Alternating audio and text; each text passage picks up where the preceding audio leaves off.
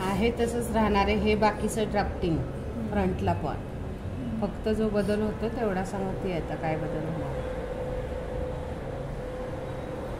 पुढच्या गळ्यात 3-3.5 इंच राहील जसं असेल तसा.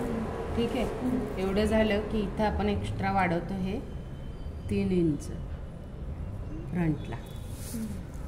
हा आपण 3 इंच एक्स्ट्रा खालीपर्यंत वाढवलाय गळ्यापासून.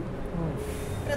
आणि इथं फोल्डच असणार आहे, या बाजूला घडीच असणार आहे, ओपन नसणार आहे.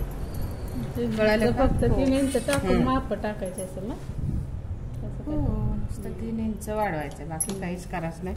हा सेमच राहणार आहे तुमचा. इथं फक्त गळा आणि मुंडा आला आतला, बाकीचं सेम राहिलं. आणि फक्त 3 इंच एक्स्ट्रा वाढवला आपण घडीच्या बाजूला.